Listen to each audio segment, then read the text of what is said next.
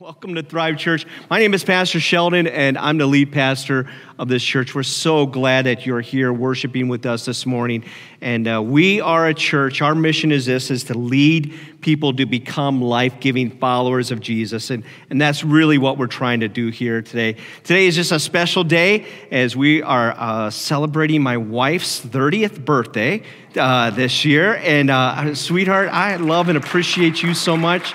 Today is her birthday. If you want to give a shout out, and I know some ladies at the church, they wanted to bless you with a little gift that they wanted to share with you. So here you are. Thank you very much, ladies. Happy birthday! Happy birthday!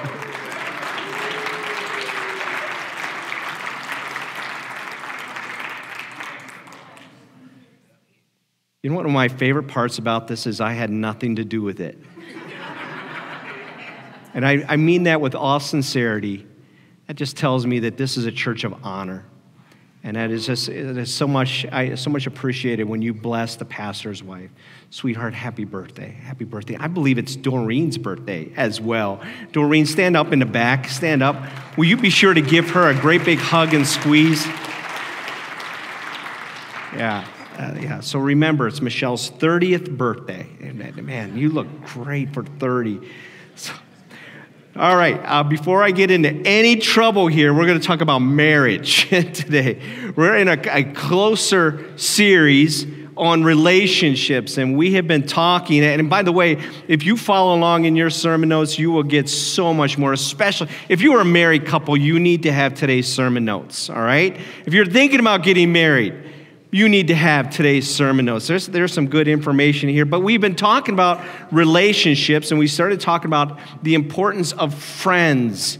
You know, these are the most important besides our relationship with God, it is our friends. And then last week, there was a great message. We talked about dating relationships. For all the single folks who are out there and you are dating, take a look at last week's message for that. But today we're talking about marriage. And how many of you, married couples out there? A lot of married couples out there. We honor you. Give it up for the married couples out there. Yeah, and we know that marriage can be hard work, right? It can be marriage can be hard work, and sometimes married couples need some help. And I want you to watch this video here. See if maybe you can resonate with this couple just a little bit here. I just suggested you get a gym membership, okay? You used to love going. Women have eyes too. It wouldn't hurt you to go once in a while, like fatty. Well, you two can sail together for a while, but if either one of you just diverts 1 degree, you'll be sailing apart. What you need is a captain. Yeah, I'm going to be your captain. Okay, Captain, she locked me outside the house for 2 hours the other night. It was an accident. I was asleep. You were not asleep. It was 7 o'clock, and I could see you peeking through the blinds. Do you not get that? I could see you. Well, if you'd had bothered to call, tell me you were having a guy's night, I would have left the door unlocked. Guy, I was an hour late. I went to Save Mart to pick up some celery. Bruce. What?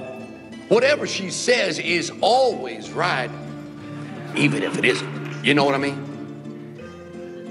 Whatever he says, he's always right.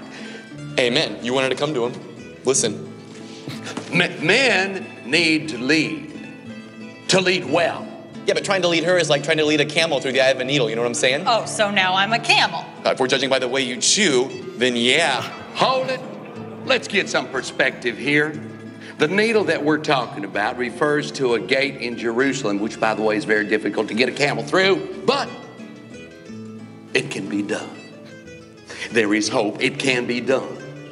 Thanks, Dr. Phil. Well, it's actually Chuck. Well, thank you. That was a nice compliment. Oh, communication is the key, and setting a good example. Keep that in mind, because your children will follow that example. How do your children communicate? I just hope the kids don't follow in his footsteps. I just want a girl, someone who can understand me. We agreed on 2. Okay, and besides, naming one Sasha should have made up for it. Oh, like Oswald is any better. It is better. I just want a girl.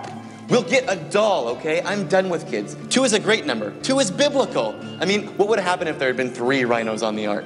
All right, one would have felt left out. He would have rebelled, and who knows, but that rhino would have ended up sinking the whole ship, and none of us would be here, and we wouldn't even have 2. So be thankful. Are you kidding me? No.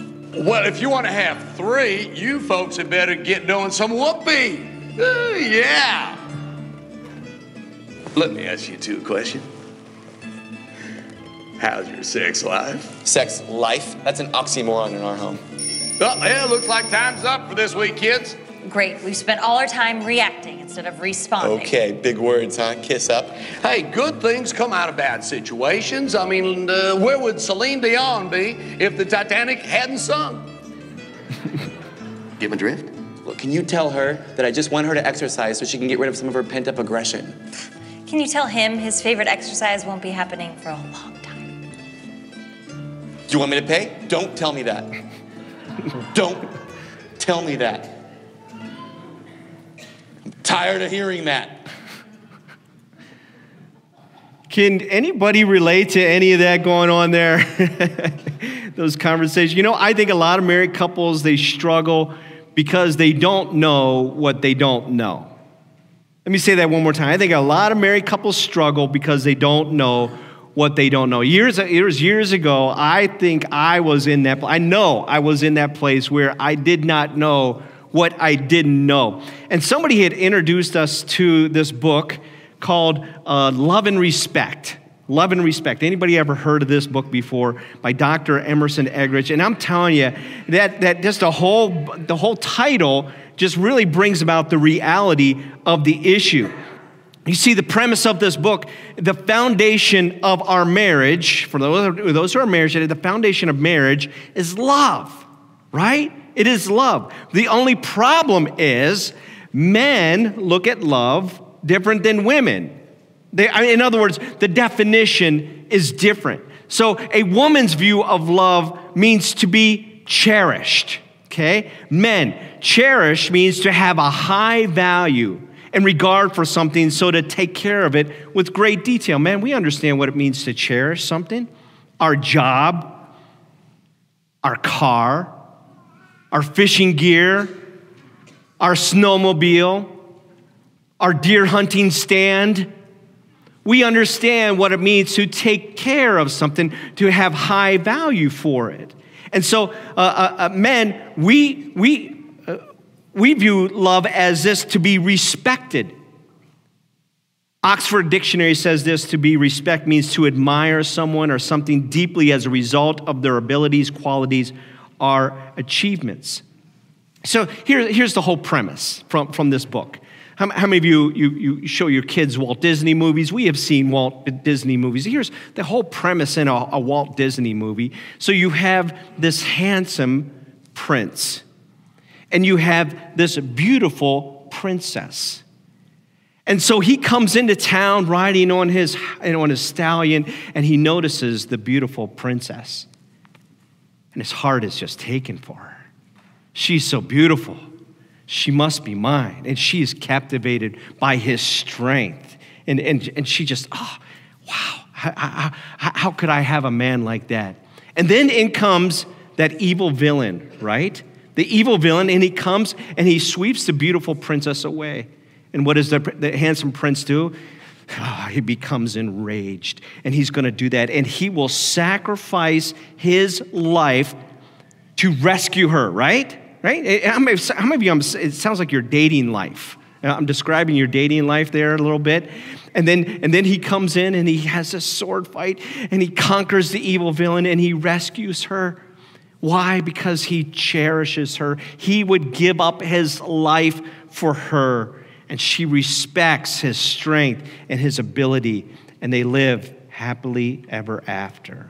Isn't that a beautiful story? How many Disney movies are in that same context? How many billions of dollars have been made by Disney by following that principle of love and respect?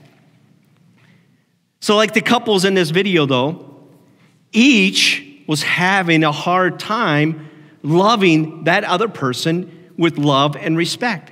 And so in the book, he talks about this thing called the crazy cycle. See if you can resonate with the crazy cycle. See, what happens in the crazy cycle is when a husband does not feel respected, then he does not take the initiative to love and cherish in the way that she needs it. Well, when a wife does not feel loved and cherished from her husband, well, then the tendency is for her to act in disrespect or with no respect at all. And then what happens is you have this vicious, crazy cycle. Oh, disrespect me? Well, I will not love you. Oh, don't love me? Well, then I will disrespect you. And don't disrespect me and I will love you. And da-da-da-da-da-da-da-da-da. And then what happens is your marriage gets caught up in this crazy cycle. But then he introduces this idea and he says, what if we were truly, husbands, what if we were truly to love our wives in a way that they feel cherished? And wives, what would happen? What would happen if you would just say, listen, I'm not going to worry about how he treats me. I am just going to respect my husband through the act of honor. I'm going to honor him. What would happen? And then he talks about what happens is kind of a natural response. It's called the energizing cycle. And the energizing cycle, when she feels love, she naturally responds through respect. And when he feels respected, he naturally responds through love. So in other words, what happens is I believe this is a natural tendency within us when his love motivates her respect, and her respect motivates his love. So in the book, if you read this book, I'm kind of giving you the big premise of it. The big idea is this. The question is, how do you get your marriage from the crazy cycle to the energized cycle? How many of you want to know? How does that happen? How does that happen? One person, at least one person, has to take the initiative. And in the book, it talks about, well, which one? Which one is supposed to take the initiative? And I love the answer in the book. The answer in the book that said, the one in your marriage who is the most mature, you take the initiative. So men, if you are the most mature one in your marriage, and we're not going to get into any arguments here, we're just kind of in your mind, then you just love your wife and cherish her, period. Without any expectations in return, just focus on loving your wife. Now, wives, I get it. Some of you are the most mature one in your relationship. So I would tell you, then just respect your husband and treat him with honor. And see if something doesn't begin to change. In other words, you're saying, no, this crazy cycle, I'm getting out. I'm getting off of that wheel because it goes nowhere. I'm getting off that wheel, and I am just going to respect and honor my husband. Men, I am just going to love and cherish my wife. I love what author and marriage expert Jimmy Evans said this. He said this about marriage. He says, by God's design, this is God's design, marriage only works when two mutually submitted people honor and serve each other. Let me say that one more time. By God's design, marriage only works when two mutually submitted people honor and serve each other. What would our marriages look like? What would our marriages look like if we had this same mindset? What if you, just you individually, I'm not talking about your spouse, but what if you willingly chose to submit yourself? To submit yourself means to yield your will to someone else. What if you chose to honor your spouse? In other words, to value them with high respect. What if you were the one who chose and said, I'm going to serve my spouse without condition. I'm going to give up myself for the benefit of others. You know, in Ephesians chapter 5, the Apostle Paul talks to the church in Ephesus about this topic of marriage. I don't know what was going on with him, but maybe he was saying, the guys, listen, we need to sit and talk about our marriages here. Because, oh, by the way, the most important relationship in your life is your relationship with God, right? Number 2, most important relationship you have here on earth, those who are married, is with your spouse. And so that's why this whole topic is biblical. And so the Apostle Paul says in Ephesians chapter 5, verse 21, he says this. He says, submitting to one another out of reverence for God. That's what our marriage should look like. Two individuals submitting to each other through love and respect. Husbands, submit yourself to your wife. Wives, submit yourself to your husband. Let me read on here, Ephesians 5:29. He says, no one hates his own body, but feeds and cares for it.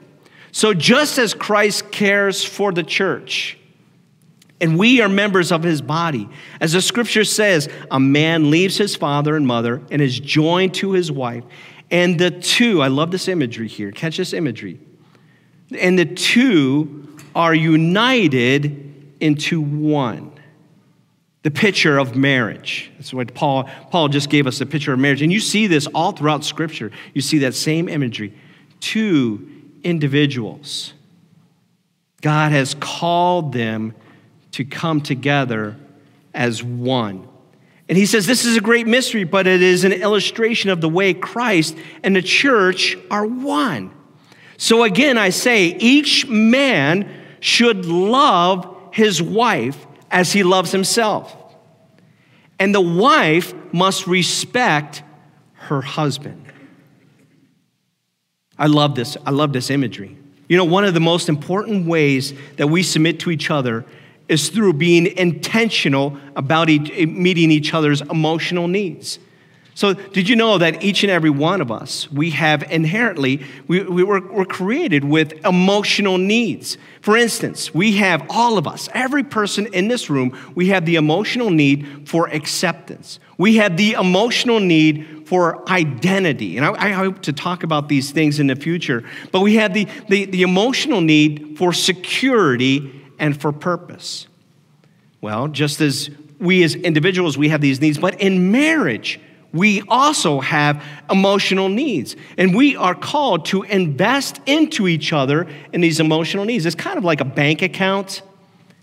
Maybe you have a bank account, right? And so what you do is you open up a checking account, a banking account, and you start to invest into it. And then your banking account, it begins to build up, and it begins to build up. And that's what you do when you're dating. And then all throughout your engagement, you're building up this bank account, but then you get into marriage and things get difficult and bills come your way and children come and challenges arise and moving and transition, all kinds of stuff happen. And every once in a while, there needs to be a withdrawal. But if you're not, and that's just life, that's reality, that's marriage. Marriage is hard. But if you don't continue with that investment into that bank account, that's where a lot of marriages go bankrupt.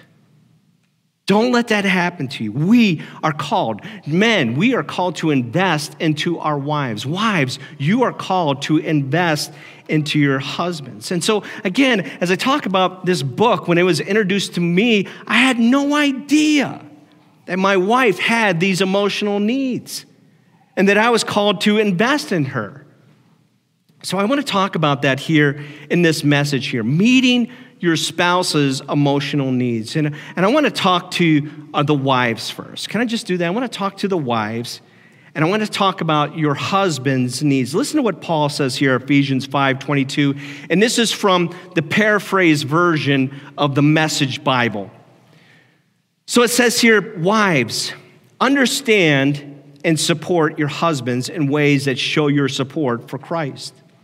The husband provides leadership to his wife in the way Christ does to this church. Not by domineering, but by cherishing. Did you catch that, man?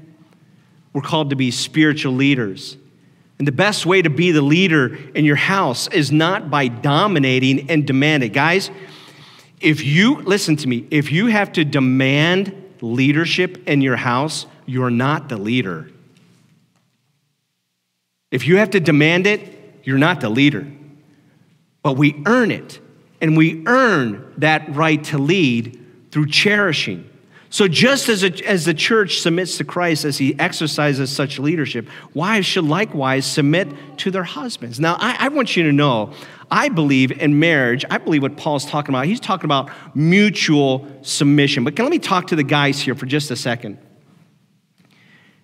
Guys, if you are a Christ follower, you're online today and you are a Christ follower, and you're married, I want you to hear loud and clear, it is your responsibility to be the spiritual leader in your home.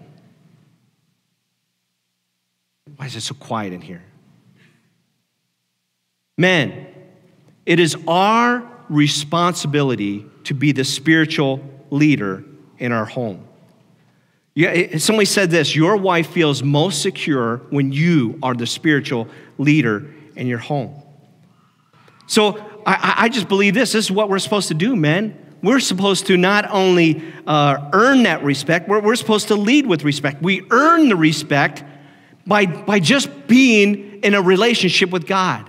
Men, the best way to become a spiritual leader in your home is for you to love God with all of your heart, soul, mind, and strength.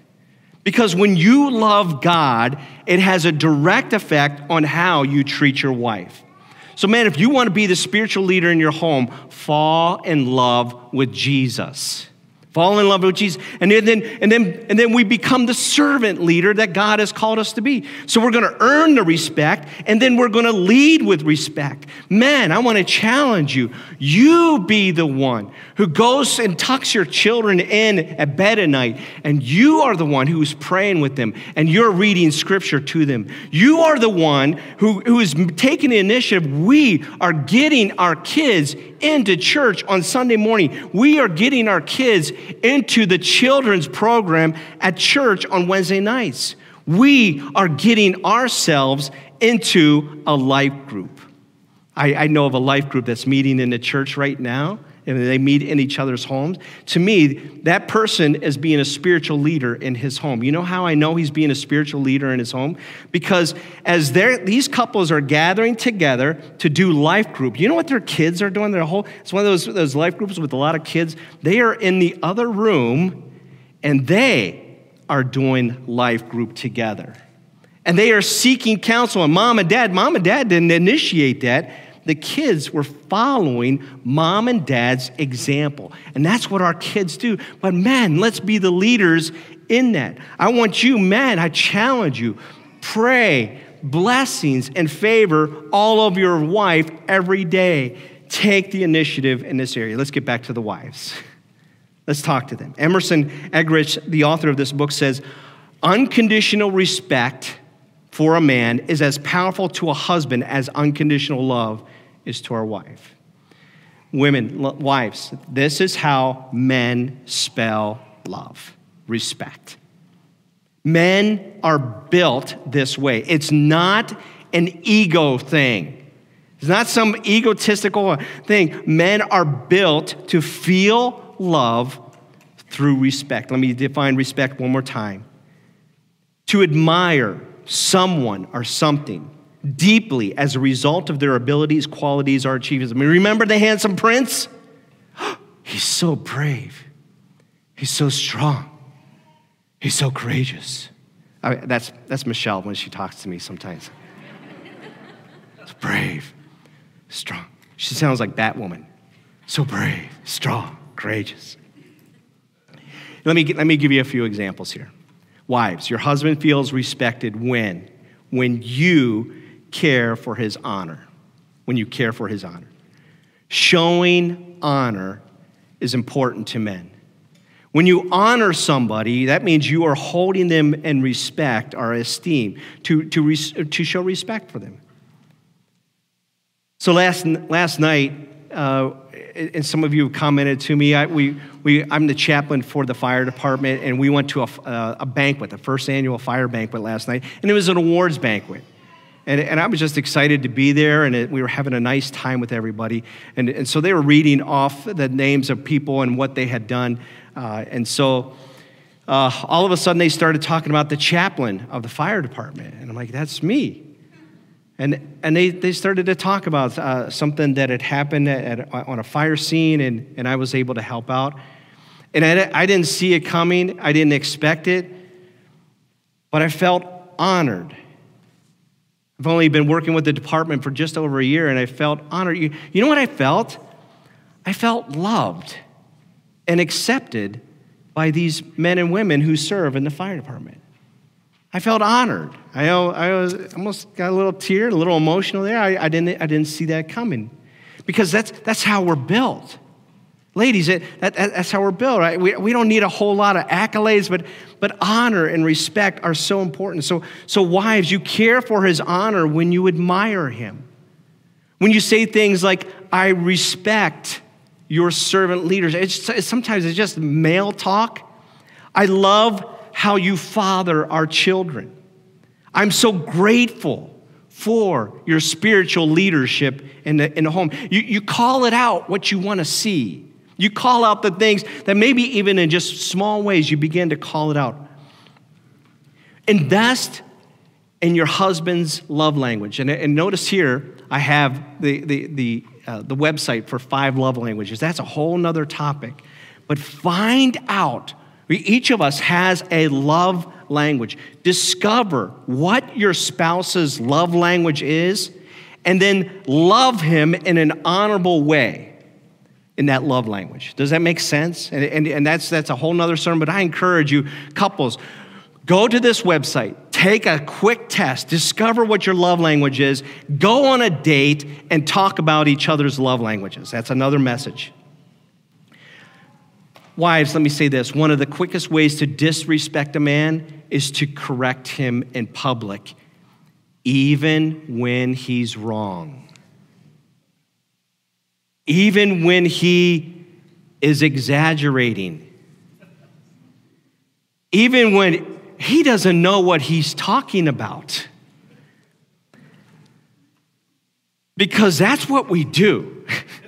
Sometimes in our insecurity, man, can I just be honest? Sometimes in our insecurity, we kind of blow things up. That's why that fish wasn't that big. It was that big. That's how those stories come about. And I just encourage you, the time for correction is not in front of other people, but to do it respectfully. And one of the ways you can do that is maybe not by pointing out, but by asking questions in private. Now, how big was that fish again? I was just curious. Husbands, your husband needs a wife who respects his courage, not a teacher who corrects his mistakes. Let me say that one more time. Your husband needs a wife who respects his courage, not a teacher who corrects his mistakes. Discover his love language and honor him through that. Let me continue on here. Wives, show intimate desire for your husband. And all the men said, man, way to go, guys. Way to go. Listen, wives, your husband has been built by God to desire you sexually. There's nothing wrong with your husband. God has given us this gift, us men, this gift, and it's the gift of our eyes. And we have this incredible gift given to us by God to recognize beauty, right, men?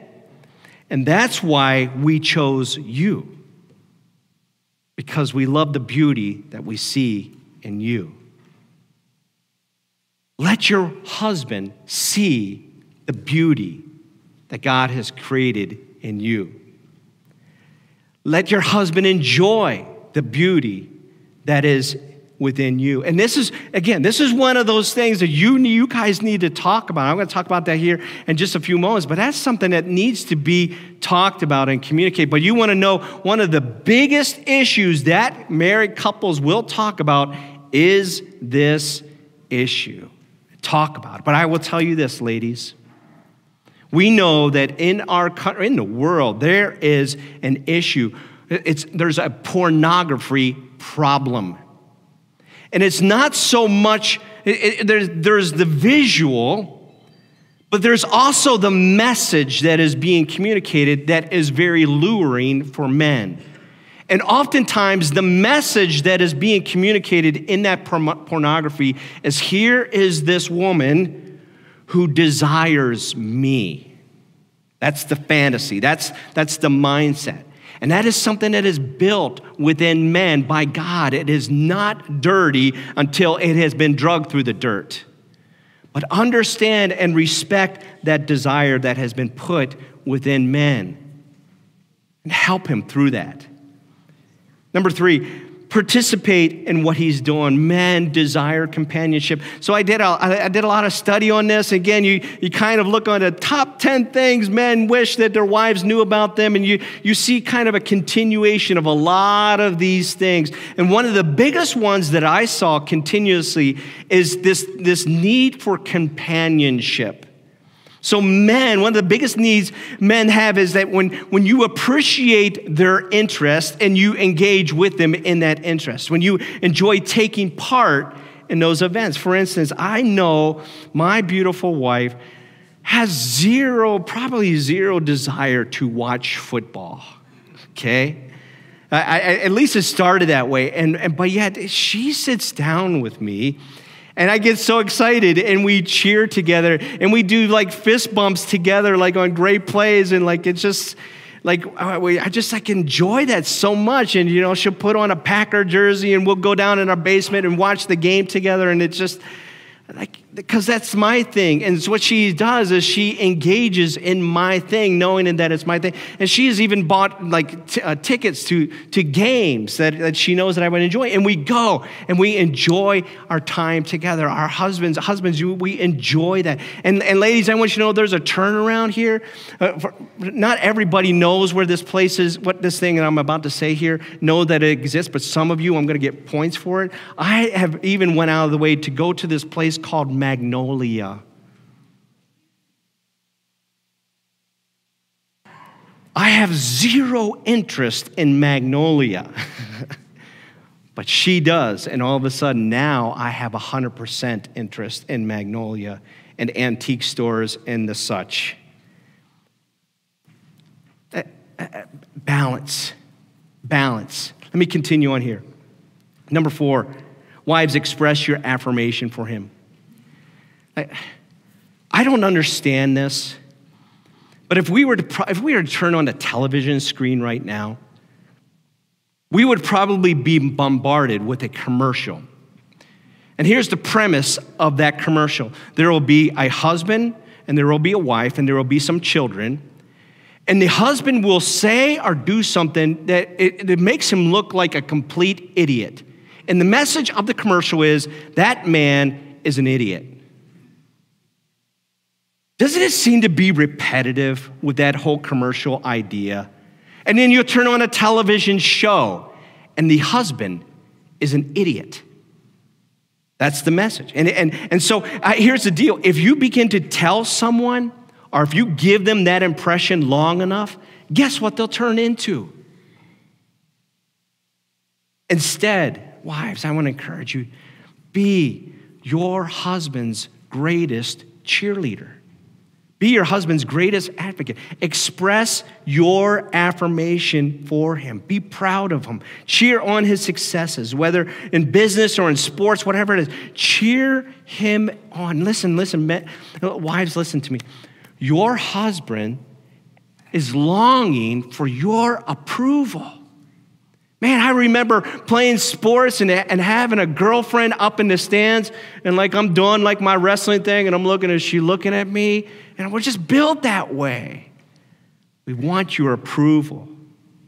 And it said, the Proverbs tells us this: the tongue can bring death or life. Those who love to talk will reap the consequences. So ladies, I encourage you, speak words of affirmation into his life. I'm so proud of you. Listen, here's a big one. Oh, write this one down. You are a man of honor. I trust you. I believe in you. You want to hear words that are fuel for a man's tank? I believe in you. Say this one. You are a good man. Let me move on here. Ephesians 5:28. The Message, paraphrase Bible. Husbands, go all out in your love for your wives, exactly as Christ did for the church, a love marked by giving, not getting. Christ's love makes the church whole. His words evoke her beauty. Everything he does and says is designed to bring the best out of her, dressing her in dazzling white silk, radiant with holiness. And that is how husbands ought to love their wives. They're really doing themselves a favor since they're really already one in marriage. Guys, listen to me. You are doing yourself a huge favor when you love and cherish your wife. Well, what does that look like? I love Proverbs 18:22. The man who finds a wife finds a treasure. Man, you're sitting right next to a treasure chest. And some of you don't even know it. Treat your wife as a treasure. And then it says, when we treat our wives as a treasure, we receive favor from God. There is favor and blessings that come from that, right, ladies? There's blessings that come from it.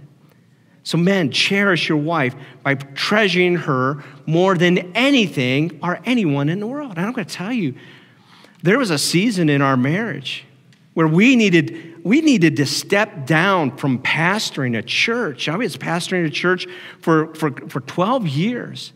We needed to step down because there was conflict in our house. Because to be honest, I loved church and I loved my ministry more than I loved my wife. And boy, did it cause problems. Man, did it cause pain and hurt. And those days are on the old.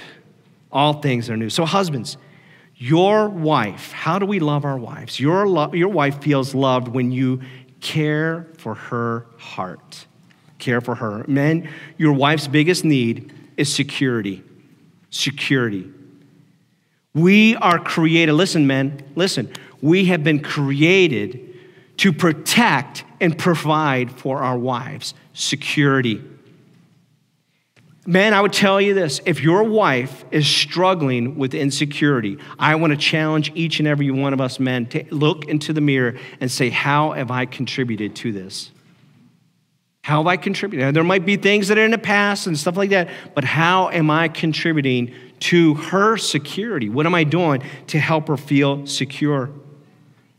We do this, man. We create security in our home when we want to be treated as men of integrity, but when we live as men of integrity. When we say we're going to do what we're going to do, we do it. And when we say we are this person, we really are that person. When we reaffirm our devotion to our spouse. In other words, men, when we say to our wives, I will always love you no matter what. No matter what happens in our future, I will always love you. Treasure your wife. Treat her. Listen to me.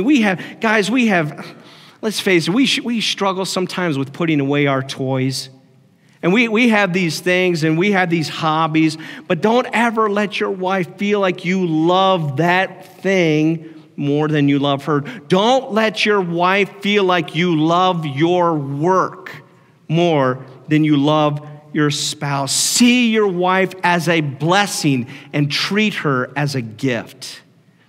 Be the spiritual leader in your home. These are just a few examples of how to build security in our wife's heart. Find out her love language. Look it up, gentlemen. Find out her love language and love and cherish her through that. Be mindful of that. I remember years ago, I just did not know how to love my wife. And I was thinking, what's wrong with her? And somebody introduced me to this idea of 5 love languages, and I discovered there's nothing wrong with her. There's so much wrong with me. I need to understand who God created her to be and love her in her love language. Show her affection. Men, your wife defines affection differently than you do. Let me say that one more time. Men, we look at this word affection and we're like, yeah, that's what I'm talking about. That's not what your wife is talking about. Okay? So that's a helpful hint. Your wife needs your affection without intention. Ladies, that's a good line right there. Your wife needs your affection without intention.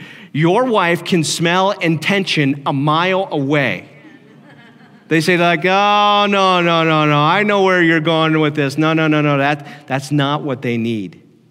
I remember as a young man getting ready for school, and we had this counter, all right? And all of us boys were tired, we're cranky, and trying to down our bowl of cereal, all right? And then mom is cooking breakfast, and she's getting ready, and then out comes dad, and he has to go off for work, and dad just comes up behind her, and he just starts hugging on her, and she hugs him back, and they're kissing all over each other. I'm like, go away, no. And it was not, my dad didn't have intention. Dad had to go to work. Dad was giving mom affection.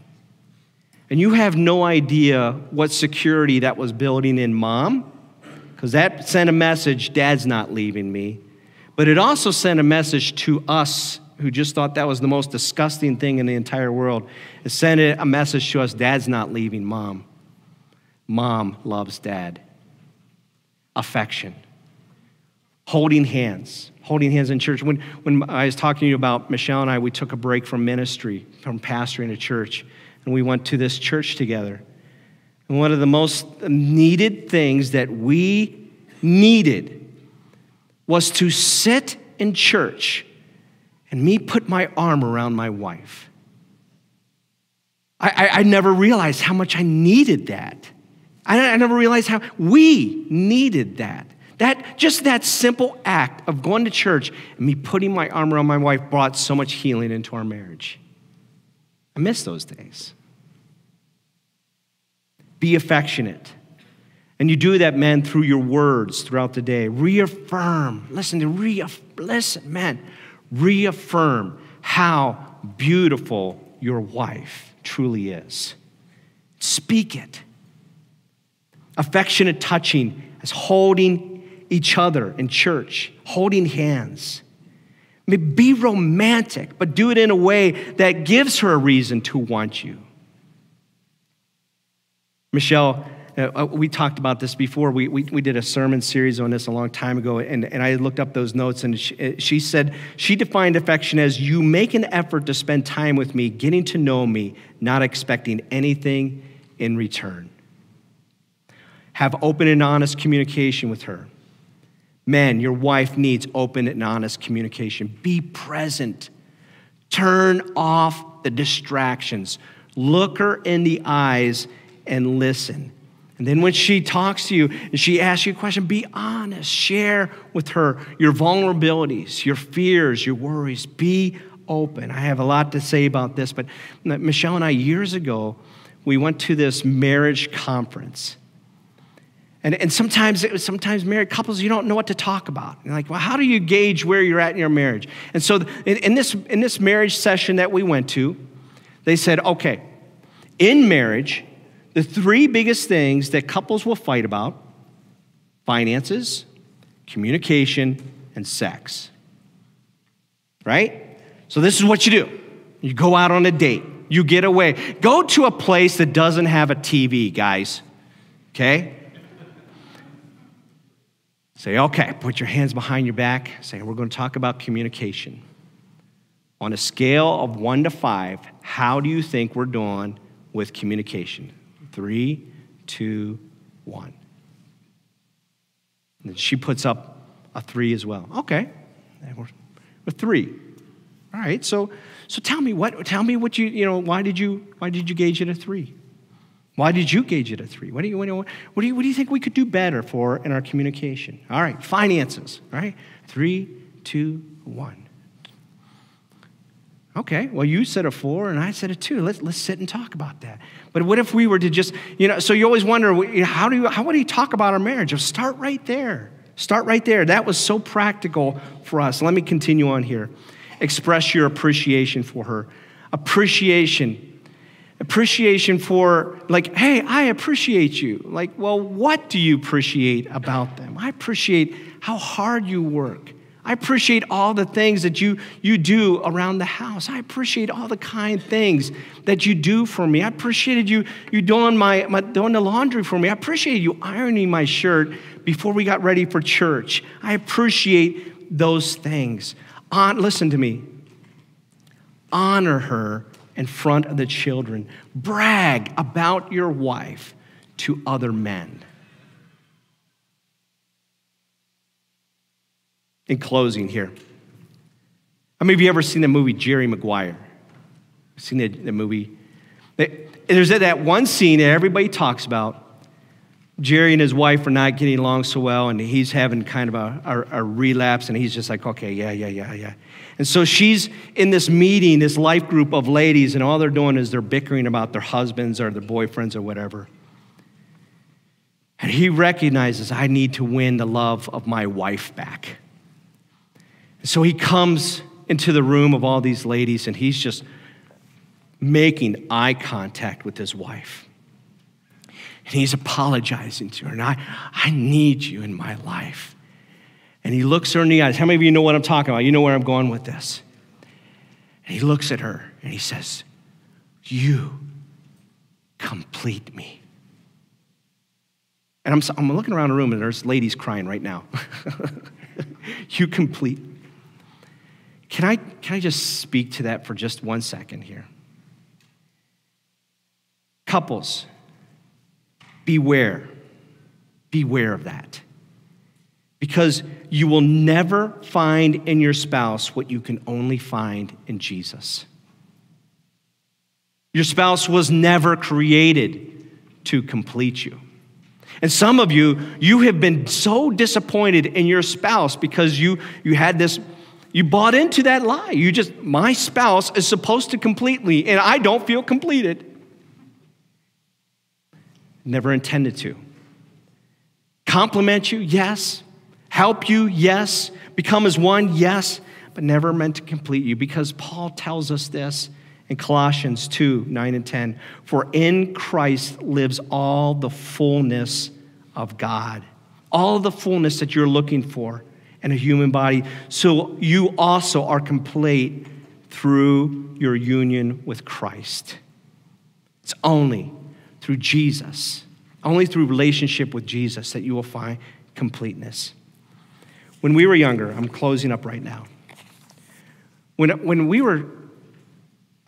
had our kids, we would go on these long trips, and kids would be in the back seat fighting. Like, I don't know where it ever came up with, but we just announced, okay, time out, everybody. We're going to do a love check. We're going to do a love check.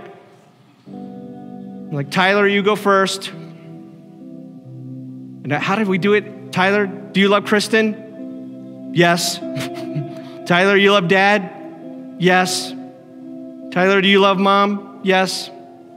Okay, Kristen, your turn, love check. Kristen, do you love Tyler? Do I have to? Kristen, love check. Yes. Say it. I love Tyler. Sometimes. No, Kristen, say it right. Love check. Yeah, you get the idea. You know, I just went through this whole spiel like, hey, love your wife like this. Love your husband like this. And I don't think I completed it, because we're all kind of different. Can I challenge married couples to a love check? So I put in your bulletin here a love check for men, a love check for women. Can I challenge you to go on a date night without the kids, without a TV, and have a love check. Maybe leave your phones at home and husbands, ask your wife, tell me what I do or what I can do to help you feel loved and cherished. Wives, ask your husband, what is it that I can do to help you feel honored and respected? Just as a side note here. I went long here this morning. I want to go back to Jesus completing you. Your heart was created for God first. He's the only one who can complete you, and he gave his son, Jesus Christ, to die on the cross to show his love for you so that he can live inside of you. That is your heart's biggest need. And I want to ask you today, do you have that relationship? That number one relationship, is that complete in your life? If not, you can accept Jesus as your Lord and Savior. Can I just ask you, all of us, just bow our heads right now, and you just have a love check with God. Love check with God. Do I love God with all my heart, soul, mind, and strength? Is God living inside of me? If not, you can just pray this prayer. Say, God, I do love you, and my heart needs you. I'm asking you to come and live inside of me and make me complete in you and through you. Forgive me of my sins. I choose to live for you.